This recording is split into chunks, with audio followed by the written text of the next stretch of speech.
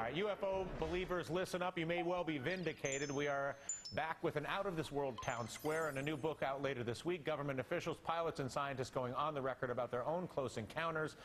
Michio Kaku, professor of physics at CUNY University and host of Sci-Fi Science on the Science Channel, got to read the book early, and he joins us with a review. Quite simply, Professor, do unidentified flying objects without question exist?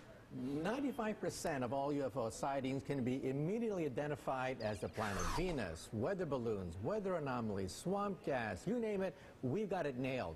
It's the 5% that give you the willies.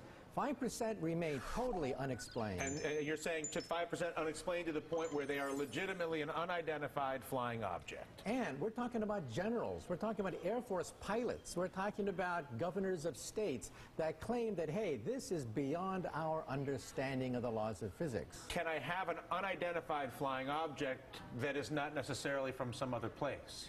It's possible, but we've looked at all the alternatives. These are multiple sightings by multiple modes. In other words, pilots, eyewitnesses, radar, visual sightings. These are very hard to dismiss, the handful of sightings.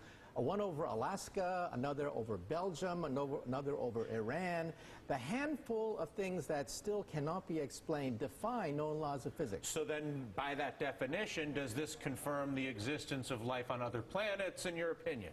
I wouldn't go that far. We need alien DNA or an alien chip. That would nail it to the wall right there. We don't have that. We don't have the smoking gun. But this book is as close as you're going to get to the smoking gun. We're talking about senior military officials who were involved in the investigations of these incidents saying we are clueless. If you were to look at those who argue, well, hang on, there's no way that they could get here from some other planet, that the technology doesn't exist, the stars are too far away, you rebut that sort of thinking with what?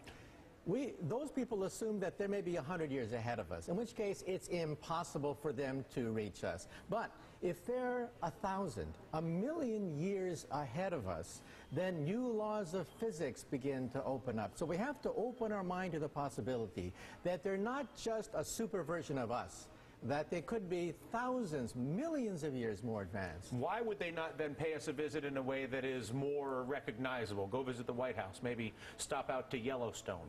My point of view is if you're walking on a country road in St. Anthill, do you go down to the ants and say, I bring you trinkets, I bring you beads, I give you nuclear energy, or perhaps maybe you step on a few of them? If they're that advanced, maybe they simply are not that interested in us. All right. Listen, Professor, it is an absolute pleasure. If we have any strange sightings, at least now I know who to call.